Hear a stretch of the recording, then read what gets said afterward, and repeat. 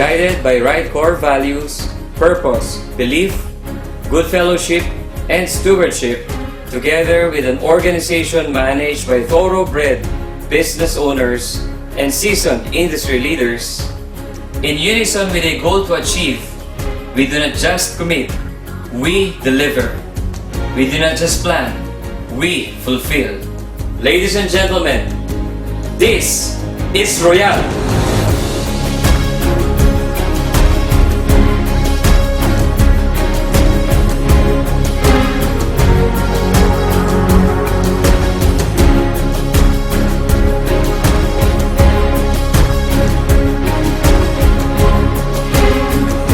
Malaki po na itulong ng pagbubukas dito ng Royalistas International General Trading.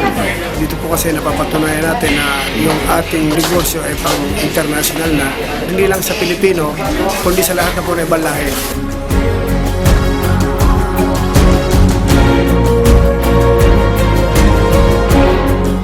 Nang kumita na ho kami dito, yung mga kapatid ko, nag-put up na rin ho kami ng isa pang traditional business na magkakasama pa rin ho kami.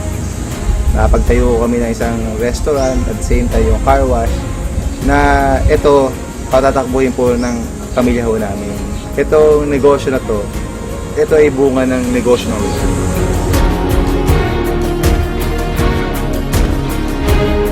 Yung mga kapatid ko na hindi talaga hilig sa negosyo, naturuan ko na rin magnegosyo, gumaganda-ganda na rin yung buhay. Parang naaambunan sila kung ano yung biyaya na nakuha ko sa Royal. Talagang napakasaya pala na ikaw yung nagiging instrumento na through Royal, natulungan mo yung ibang tao.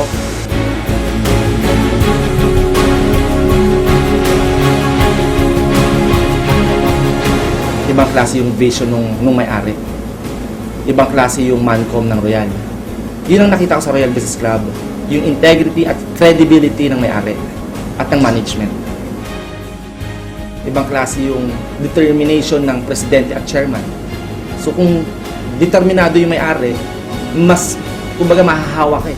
This kind of opportunity, especially with the management team that we have, with the heart of the chairman that he has, and the intelligence of our president and the COO, and the ability of our leaders, I am very sure Royal yung solusyon sa mga pangarap.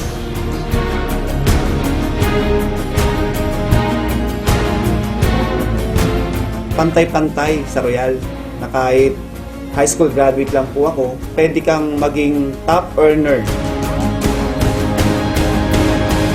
Nagbibigay sila ng equal opportunity sa buong Pilipinas o buong mundo. Kaya nararamdaman namin na kami pala, binigyan din ng kahalagahan dito na kahit nasa Mindanao kami, talagang yung Royal, iniisip pa rin kami. Kaya nagpapasalamat talaga kami na nakita ng Royal yon.